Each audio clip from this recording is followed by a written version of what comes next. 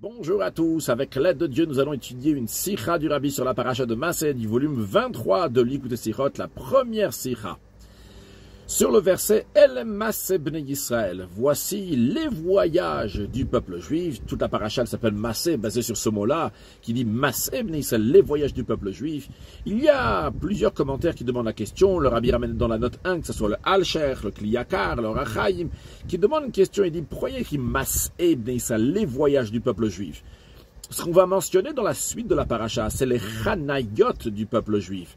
Les campements du peuple juif, les endroits où le peuple juif a séjourné dans le désert pendant ces 40 ans-là.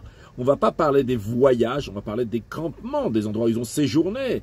Dans ces cas-là, il ne fallait pas que la Torah dise « Elle est Massé Bnei Yisraël », voici les voyages du peuple juif. La Torah aurait dû dire « Elle est Chanayot Bnei Yisraël », voici les campements du peuple juif, voici les endroits dans lesquels le peuple juif a campé pendant ces 40 ans dans le désert. Encore plus que ça, le Rabbi rajoute. Il dit que de la majorité du temps des 40 ans que le peuple juif était dans le désert, ils n'étaient pas en mouvement, en train de voyager, Massé, Nessia. Ils étaient dans une situation dans laquelle ils étaient en train de camper la majorité du temps. Donc, une raison de plus pour que le verset va souligner, lorsqu'il est en train de parler du voyage du peuple juif depuis la sortie d'Égypte, jusqu'à qu'ils vont arriver en Eretz Israël, donc tout ce voyage dans le désert, le verset aurait dû souligner les Chanayot, les campements du peuple juif, et non pas les voyages du peuple juif. Le Rabbi propose qu'a priori on aurait pu répondre ça, basé sur ce que Rashi dit à la fin du livre de Shemot, à la fin de la paracha de Pekoudé. Il y a écrit là-bas, on parle que le peuple juif était toujours protégé par un nuage qui était sur eux pendant la journée et un feu qui était sur eux pendant la nuit. Il y a écrit c'est Bechol Masem, c'est dans tous leurs voyages. Quand on dit dans tous les voyages, on aurait pu penser c'est uniquement lorsqu'ils voyagent. Alors Rashi dit non, c'est pas seulement le voyage, c'est aussi lorsqu'ils étaient en train de camper, il y avait ce nuage ou bien ce feu-là. Ah, et pourquoi on est en train de dire ici El Bechol Masehem dans leur voyage? Rachid explique, parce que Makom Chaniyatan, l'endroit où le peuple juif va camper, Afoukaroui Masa, lui aussi s'appelait un voyage. Et d'ailleurs, Rachid nous dit que, de même, quand on va voir plus tard, il y aura écrit El Massé, voici les voyages. C'est la même chose aussi, quand on dit voici les voyages. On parle de la Chanaya aussi, on ne parle pas seulement du voyage, mais on parle aussi du campement. Pourquoi? Quelle est la raison qu'on va dire que quand tu dis massa, tu dis l'expression de voyager, ça inclut aussi le campement? La raison, elle est parce que même de l'endroit où ils ont campé, après ils vont revoyager à nouveau. C'est la raison pour laquelle que tout ça s'appelle des massa, des voyages. Donc ce que Rashi est en train de nous dire ici, que le mot massé, il englobe dans lui deux sens. Aussi bien le sens de voyager et aussi bien le sens de campement. Ça, c'est ce que Rashi dit à la fin de Parashat Pekoudé. Et il dit que c'est la même chose aussi pour El Massé. Mais le Rabbi dit, c'est vrai que Rashi dit ça, mais ça même, ça demande explication. Quelle est l'explication? Pourquoi?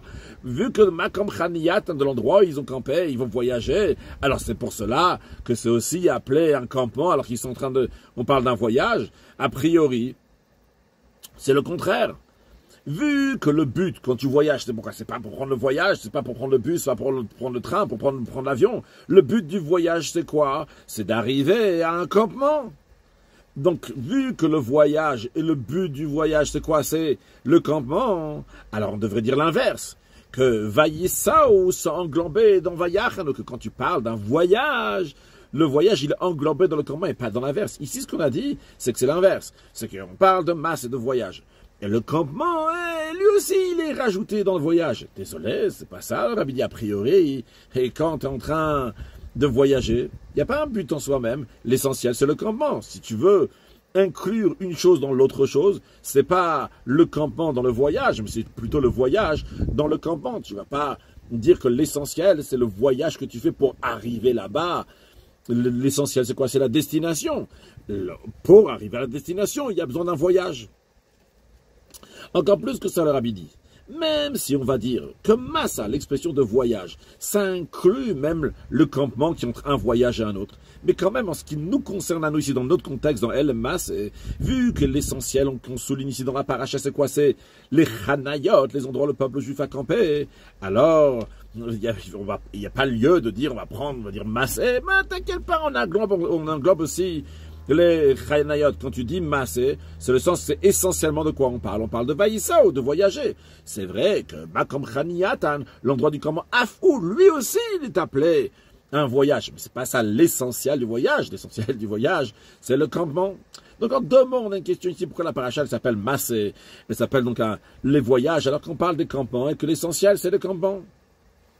Seif Bet, le rabbi, propose qu'on aurait pu répondre que, vu que le but de tous ces voyages et tous ces campements que le peuple juif a fait pendant 40 ans dans le désert, c'est 42 étapes que le peuple juif a eu dans le désert, le but de tout ça, c'était rentrer en Eretz Israël.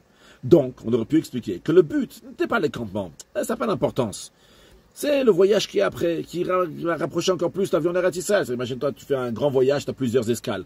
Les escales, ils sont pas importantes. Il y a pas un but. Le voyage, c'est tout ça considéré des voyages pour arriver à une destination. Donc, ce qui pourrait nous expliquer, ce que Rashi nous dit, que Makom Chaniyat, que l'endroit du campement, lui aussi, il appelle Massa un voyage. Pourquoi? Parce que les Chanayot, les campements ne sont pas un but en eux-mêmes. C'est uniquement un arrêt, donc une pause que le peuple juif a fait pour la suite du voyage. C'est vrai un campement, mais finalement, on va continuer encore à voyager encore pour arriver en Eretz Israël. Mais le rabbi nous dit, c'est pas une bonne réponse. C'est pas si clair de dire ça. Pourquoi? Parce que le verset, il dit, elle est massée. Voici les voyages. Les voyages, donc, dit ça au pluriel. S'il dit les voyages au pluriel, on comprend que l'intention du verset ici n'est pas pour dire, moi, il y a un point commun, on met tout dans le même paquet, tous les voyages, et il y a juste un contenu, l'essentiel, c'est d'arriver en Eretz Israël. Non, si on te dit massé, on te dit ça au pluriel, ça veut dire qu'on va te souligner ici, il y a une particularité dans chaque massa, dans chaque voyage qui est différent l'un de l'autre. Et d'ailleurs, quand on voit le commentaire de Rashi, au début donc de la paracha de Massé, il dit que c'est comme un papa qui fait il récapitule tous les voyages qu'il a fait avec son fils et il dit Kan Yashanu, ici on a dormi, Kan Kukarnu, ici on a attrapé froid, etc. Et c'est ça qui fait la particularité de chaque massa, de chaque voyage, que chacun d'eux, il a sa propre particularité. Donc on n'est pas en train de dire ici la Torah, dire ah c'est un voyage, un long voyage. Non, c'est pas du tout ça. L'explication de la Torah, on est en train de faire ici un voyage, et encore un voyage. Chacun d'eux, il a sa particularité à lui. Donc, vu que la différence entre un voyage et un autre, c'est quoi qui la différencie entre tel voyage et l'autre voyage? C'est le campement. On est arrivé à telle destination, là on est arrivé à telle destination. Et ce que la Torah elle souligne, donc à chaque fois, donc tel campement, notre campement, la question elle revient, pourquoi dire le Masseb né Israël? Pourquoi on parle donc des campements du peuple juif, des voyages du peuple juif, et on ne parle pas des campements du peuple juif? Le rabbi dans ses Vigim, elle va renforcer encore plus cette question basée sur l'explication dans le sens profond. C'est connu l'enseignement du Baal Shem Tov sur le verset « Elle est Massé b'nei Israël, voici les voyages du peuple juif ». Le Baal Shem Tov il explique que les 42 voyages existent dans chaque juif pendant toute sa vie. Commence avec Rachayat Sumer et Mitzrayim, que le peuple juif il est sorti d'Égypte. Cette idée-là que le peuple juif est sorti d'Égypte, ça représente la naissance du juif.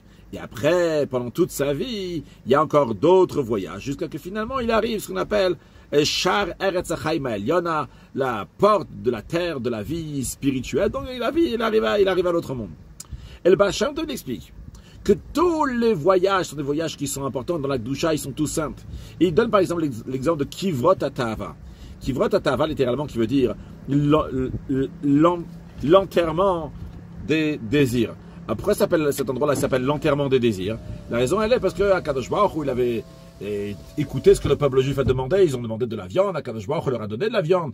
Bien qu'ils n'ont pas demandé ça de manière comme il fallait, Akadosh Baruch Hu leur a donné beaucoup de viande. Et ils ont mangé de la viande. Et ils a Bassarodel Ben Shinem, on a appris avant déjà qu'ils avaient avant dans une autre paracha. Ils avaient la viande entre leurs dents, Akadosh Baruch Hu s'est mis en colère, et ils sont morts là-bas. Et ils ont appelé cet endroit-là Kivrot HaTahava, à l'endroit où ils ont enterré, Sham Kavru et Tamamitav, ils ont enterré les gens qui désiraient de la viande. Donc évidemment, c'est quelque chose de négatif qui s'est passé là-bas. Le Baal Shem Tov, il dit que, spirituellement parlant, c'est quelque chose d'extraordinaire.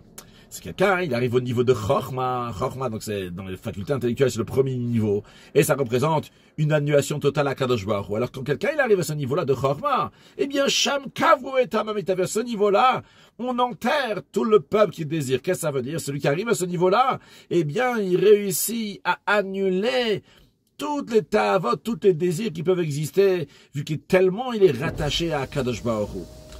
Donc, ce que le rabbi veut dire ici, que le Baal Shem nous dit que ces 42 étapes sont des étapes qui sont extraordinaires. Le rabbi nous ramène aussi ce qui est ramené dans Degel Machne Ephraim, qui était le petit-fils du Baal Shem Tov, qui dit que tous les voyages, c'est des niveaux de sainteté et de pureté. Et donc, même les voyages dans lesquels le peuple juif ne s'est pas comporté comme Dieu le voulait, Eh bien, le voyage en lui-même, cette étape en elle-même, Prinot Gdoshot ou Malodramot, c'est des niveaux de sainteté, des niveaux qui sont très très hauts. Donc, comme Kivrot Tava, comme donc c'est cet endroit qu'on vient de mentionner, qu'on doit enterrer les gens qui désirent, que c'est-à-dire qu'il n'y a plus de Tavot, il n'y a plus de désir tellement qu'on est rattaché à Hachem. C'est extraordinaire ce qu'on est en train de dire ici. C'est pas juste que il n'y a plus de désir concrètement. C'est-à-dire que dans son intérieur, il désire des mauvaises choses. Mais concrètement, il ne se comporte pas comme ça. Non, c'est encore plus que ça. Kavutam, amitam, la personne elle-même, elle a tellement travaillé sur elle-même, tellement il est rattaché à Kadosh Baruch Hu, il n'a plus de tavot, il n'a plus de plaisir matériel, il n'a plus de plaisir pour des mauvaises choses, il n'a que de la gdusha, que de la sainteté. Alors, basé sur cette explication-là, le rabbi il va renforcer la question qu'on a vue jusqu'à présent.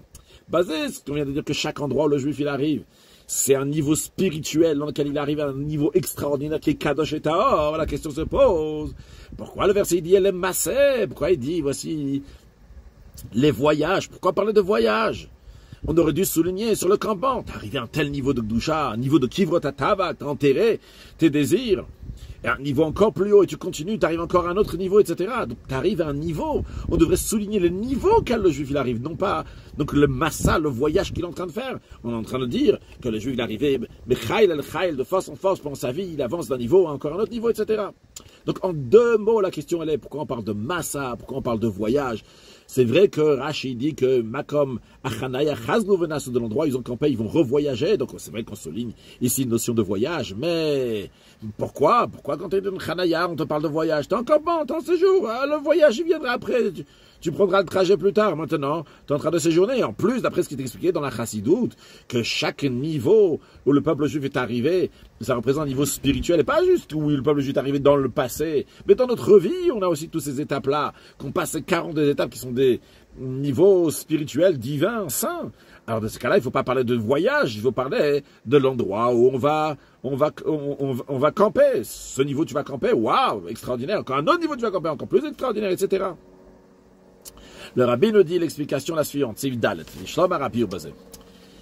Là, la manière qu'il doit se comporter toujours, c'est que toujours il va être dans un mouvement de masse et de voyager. Il faut toujours être un mehaler. Un mehaler, c'est quelqu'un qui est en train d'aller, en train d'avancer.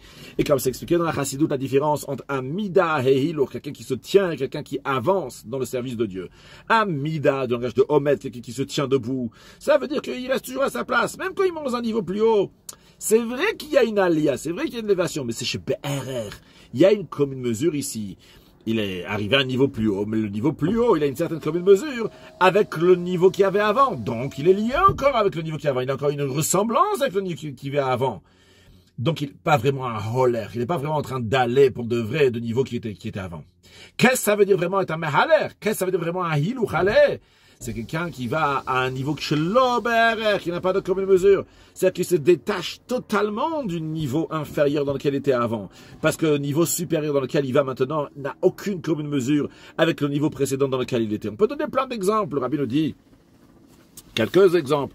Donc, imaginons qu'il y a plusieurs niveaux dans les élèves, ce qui est le cas. Il y a des élèves donc, qui sont plus hauts l'un que l'autre, etc.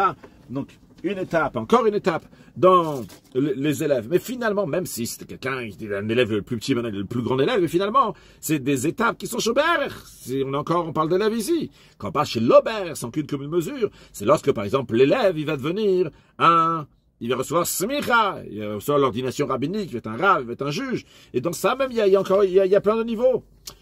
De même encore un autre exemple, le rabbi nous dit, il y a écrit dans la Mishnah que Esser Gdushotem, il y a 10 niveaux de sainteté. On parle comment Eretz Israël est plus saint que toutes les terres. Et on passe d'étape en étape dans cette Mishnah jusqu'à qu'on arrive au Kodesh HaKodesh et au Saint des Saints. Mais le rabbi dit, c'est vrai que chacune de ces niveaux-là, il est plus haut que l'autre. Mais finalement, ils sont tous en commune mesure l'un avec l'autre. Tu comptes 1, 2, 3, 4, 5, 6, 7, jusqu'à que tu arrives à 10. Par contre, quand on parle chez l'Ober, sans aucune commune mesure, c'est monter dans la sainteté du Gan Eden, dans le Gan Eden même, dans le paradis même. Il y a plusieurs Ma'alot. Il y a plusieurs niveaux qui sont l'un plus haut qu'autre jusqu'à très très haut.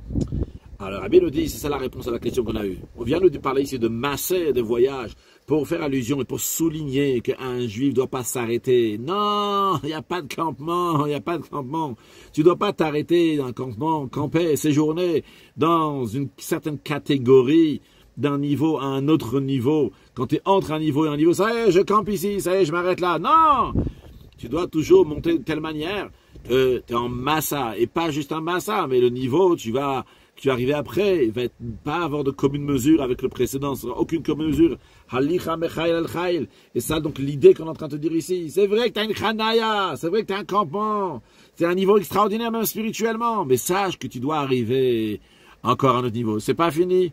Makama chanaya, cet endroit-là, super, t'es arrivé là-bas. Allez, maintenant, chazo venasu. Allez, maintenant, il faut revoyager et arriver à un niveau qui est encore plus haut. C'est fait, le rabbi nous dit, encore plus profondément.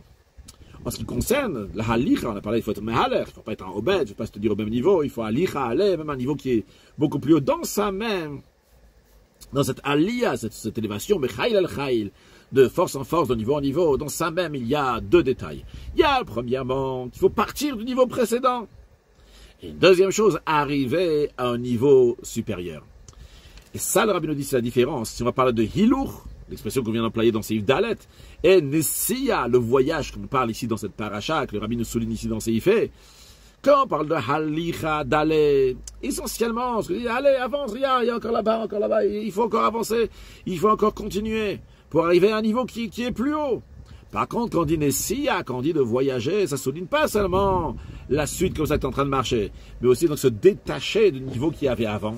Le Vayissou maintenant. Donc on va partir, Vayissou, mais tu pars de tel endroit pour arriver à un autre endroit, comme il y a écrit Nisavanalcha, donc je vais aller, je vais voyager, ou comme il y a écrit Nasumizé, ils ont voyagé dans certains endroits, ou bien il y a écrit Delcha de Taina, ou il y a écrit Vayassa Moshetisam Yamsu. Donc l'idée de Nassa, donc c'est quoi? C'est de se détacher totalement du niveau précédent dans lequel j'étais. C'est la raison pour laquelle on trouve dans plusieurs versets que l'expression de Nassa, c'est aussi dans l'expression donc de se détacher totalement du niveau d'avant.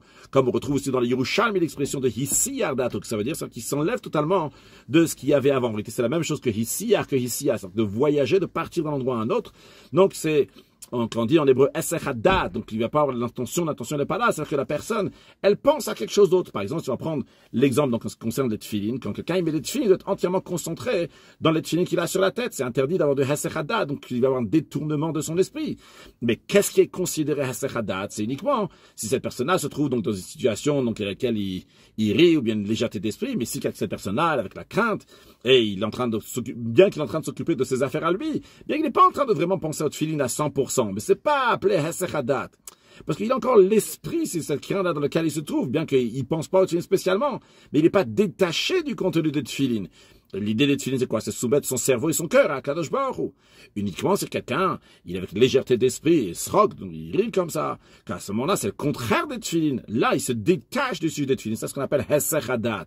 Donc, le mot qu'on emploie en général, qu'on dit Hesechadat, donc pour que l'esprit par ailleurs, eh bien, l'expression de Yerushalmi, c'est Hissiyadato. Quand on dit Hissiyadato, c'est voyager, c'est voyager, c'est complètement séparé de la manière qu'il réfléchissait avant pour passer dans une autre chose. Il avait quelque chose, et maintenant, il est parti ailleurs. Jusqu'à présent, il avait les tefilines. Maintenant, Hissiyadato, il pense plus du tout aux tefilines. Et comme on l'a dit avant dans l'Yerushalmi, que Hissiyadato, c'est quoi cette expression-là? Parce que toute l'idée de Nessia, de voyager, c'est de partir, de se détacher de l'endroit précédent. Ce que le rabbi a rajouté ici dans ces faits, c'est quand on dit Halicha aller, c'est vrai qu'on parle d'aller à un niveau qui est encore plus haut, et de rajouter encore plus dans les bonnes choses qu'on est en train de faire. Mais quand on parle de Nessia, de voyage, c'est pas juste donc d'avancer, de voir ce qu'il y a devant nous, mais complètement détaché du niveau précédent pour arriver au suivant. Et c'est ce qu'on veut souligner ici. Quand on parle d'une Nessia, quand on parle de voyage, il faut complètement détacher le niveau précédent, même si le niveau précédent, il était bien. Mais par rapport à ce qu'il y a plus haut, eh bien, on peut aller encore beaucoup plus loin.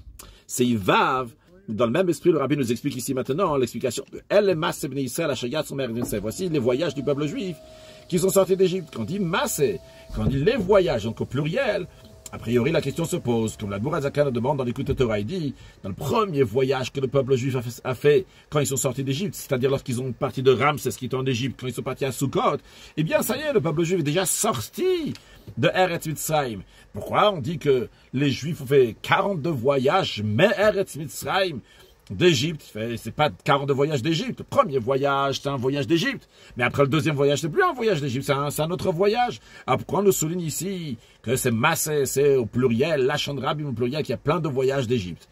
Alors, l'Admour HaZakan explique que Mitzrayim, c'est pas juste un endroit géographique. Mitzrayim vient du langage de Mitzarim, qui veut dire donc des barrières, des limites, Mitzarugvul.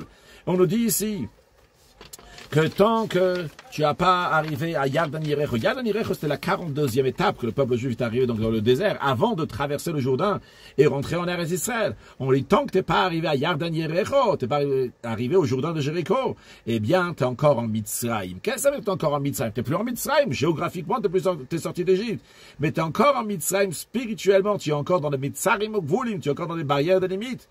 Donc tu n'es pas détaché d'Égypte, encore attaché à une autre sorte d'Égypte. C'est vrai qu'avec chaque voyage que tu fais, il y a encore une Yetziat Mitzrayim, tu sors d'une étroitesse du campement précédent, mais il reste encore une autre étroitesse, c'est-à-dire un autre mot, ce que le Rabbi est en train de dire ici, comme c'est expliqué dans hier, dans le Tzikha du Rabbi, dans la Chassidoute, que sortir d'Égypte, c'est tous les jours. C'est vrai que hier, tu es sorti d'Égypte. Dans quel sens tu es sorti d'Égypte? Tu es sorti de tes barrières, et c'est extraordinaire pour hier, et c'est très très bien. Tu es arrivé à un nouveau campement, un nouveau niveau, tu séjournes autrement, ailleurs.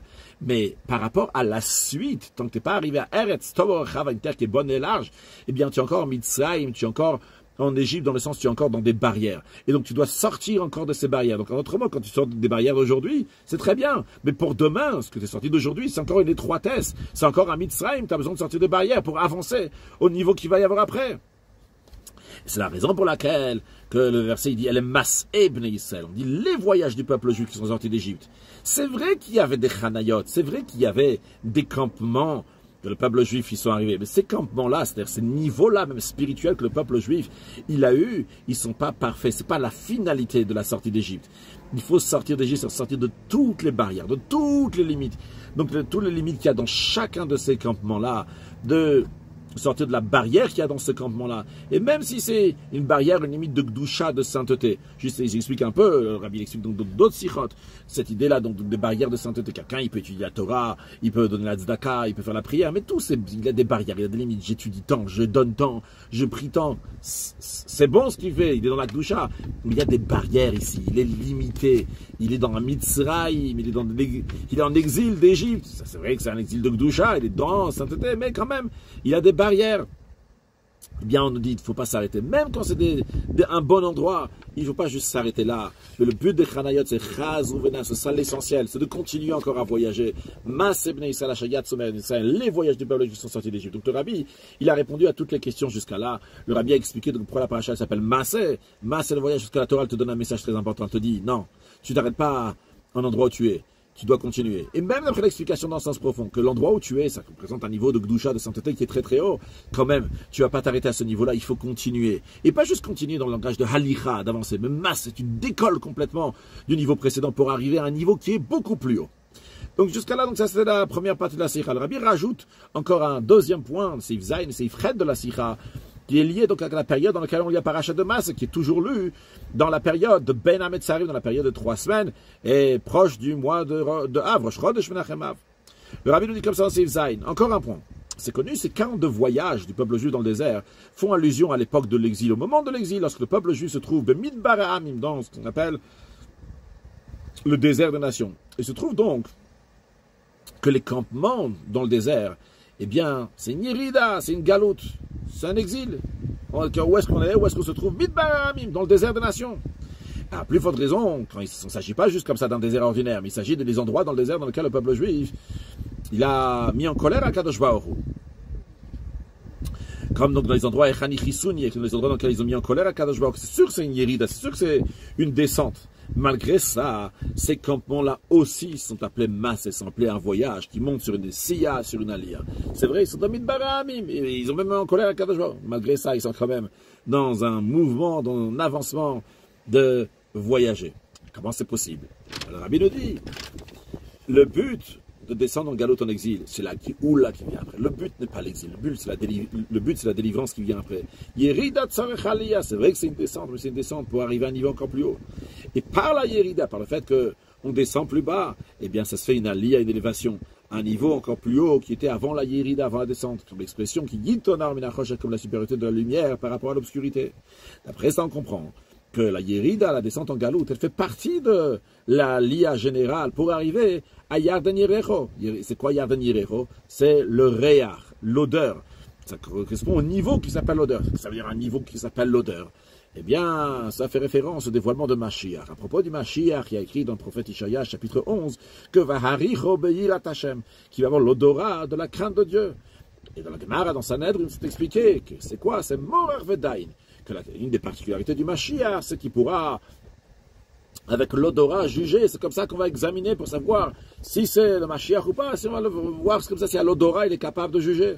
C'est de savoir qui a raison, de savoir la vérité juste à l'odorat, sans entendre de ce que l'un dit, ce que l'autre dit, juste à ce qu'on appelle l'odorat. Donc, dans le cas Yarden Yerecho, quand on dit qu'il y a plusieurs étapes pour arriver jusqu'à Yarden Yerecho, jusqu'au Jourdain de Yerecho, c'est quoi ce Jourdain de Yerecho?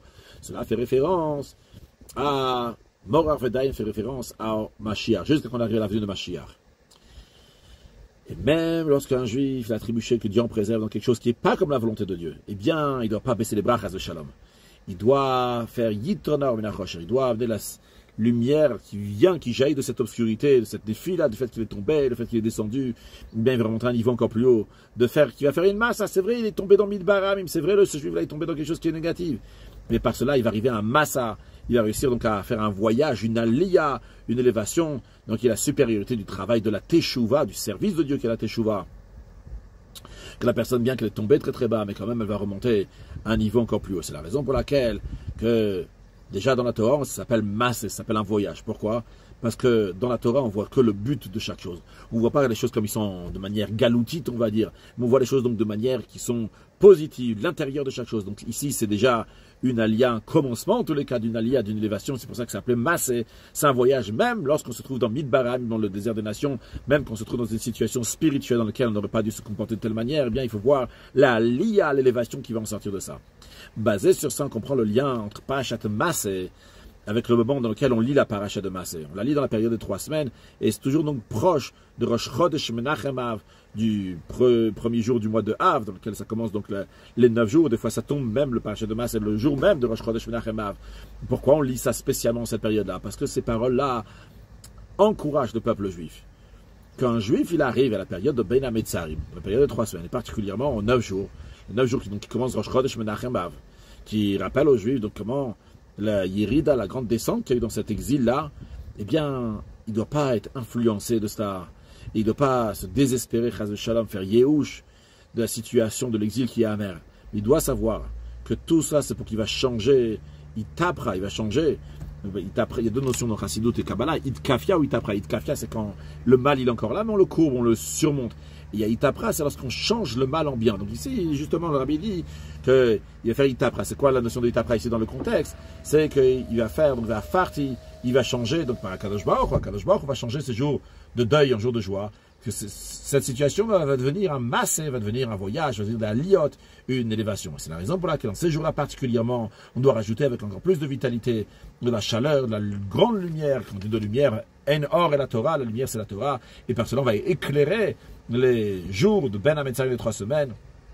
On va dévoiler donc les massaot, les voyages positifs qu'il y a dans ça, donc l'élévation qui vient dans ça, jusqu'à un voyage essentiel, que ces jours-là vont se changer, le sasson ou le simcha al-modim tovim, quand on dit le voyage essentiel, c'est l'élévation essentielle la plus grande qu'il va y avoir, que ces jours-là vont se changer en jour de joie et d'allégresse, et de modim tovim, de bonne fête, vimheira, beyameinu mamash, très prochainement avec la venue de Mashiach, now, une excellente journée et un bon voyage.